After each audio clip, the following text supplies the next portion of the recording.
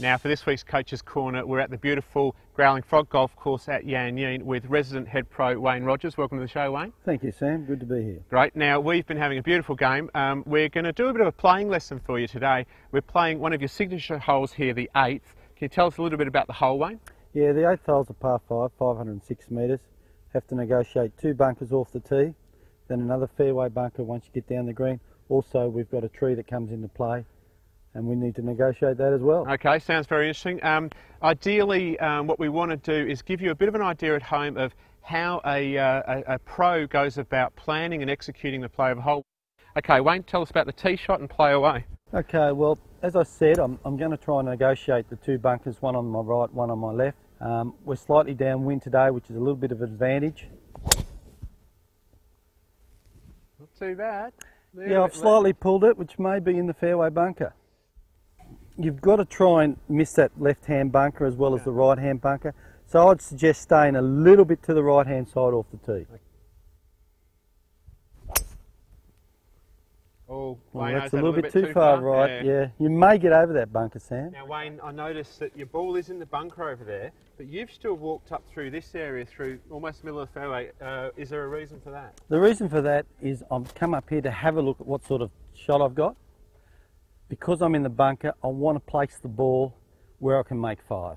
Always come down, have a look at a lie, make sure the ball's lying all right, make sure it's not in a hole before I pick a club. That way that when I go back to the bag, I know exactly what club. I'm confident with the shot straight away. You've got a little bit of a lip here. Is that coming into the consideration? My oath it is. So I'll be probably playing a 5-iron out of this bunker to try and get a little bit of distance, but to get the ball over the lip. Okay. Nice contact, great balance there at the end, Wayne. Yeah, I consider that a pretty good shot from that position, Sam. Yeah, you didn't try. Sam, you're blocked out by this tree on the right a little bit. Yep. So you have a couple of options. One, to take enough club with enough loft to get over the tree and try and hit it at the middle of the fairway. Or your second option is to take a rescue or a 3-iron and try and cut it a little bit. But you've got to be a little bit careful here because further down near the green, you've got another tree that's going to come into play. If I sort of overcut it. If you overcut it, you're not going to have a shot into that green. Okay. Look, I think I might try and just knock a 7-iron over the tree there. What do you think? I think that'd be sensible play. Okay. Beautiful shot, Sam. I reckon I'd take that about 9 times out of 10. Yeah, you're in perfect position now for your 3rd shot into the green. Now, here's your ball here, Wayne, and well, we knew it was going to come into play, I think, didn't we? That tree, it always does. It always does. Okay, so I've got a couple of options. One, I can either go over it, or 2, I can go under it. Now, because I'm a little bit further back, I'm going to actually choose to go over it. I'm about 110 metres from the flag, so I'll be using a pitching wedge over the tree, hopefully lob it on the green. And okay.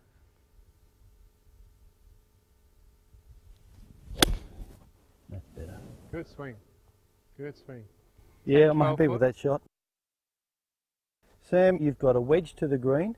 You've got about 80 metres. You want to land the ball a little bit short of the pin and let it just trickle up. I always think that we make our biggest mistake when using a wedge. We're trying to get the ball too close to the green.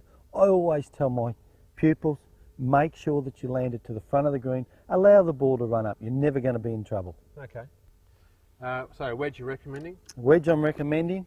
I think it's especially pertinent on, you know, you've got pretty firm greens here. We have got firm greens, and that's the reason I mentioned you need to make sure that you land the ball to the front of the green. Okay, well. Looks okay, a little bit to the right, but looks okay, should sit down well. Oh, okay, I'll tell you what, those greens are firm, that's run through, slightly firm, yeah. Yeah, that's definitely run through. You haven't got much green to work with, Sam. Yep. And as you've seen, our greens are fairly firm, so I would be suggesting you run up a little 7-iron here. Okay. Use the slope to your advantage. Hit it hard enough to get up that slope. A little bit up the right, you reckon? A little bit up the right, and just let it feed off the hill.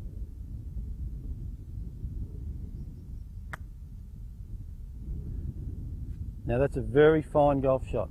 Can I have you with me full time when I go and play? Are you thinking really trying to hole it? Or are you thinking? Not really. I mean, it'd be great to hole it, but what I'm trying to do is just get the right pace. I probably want to go about 1 foot past.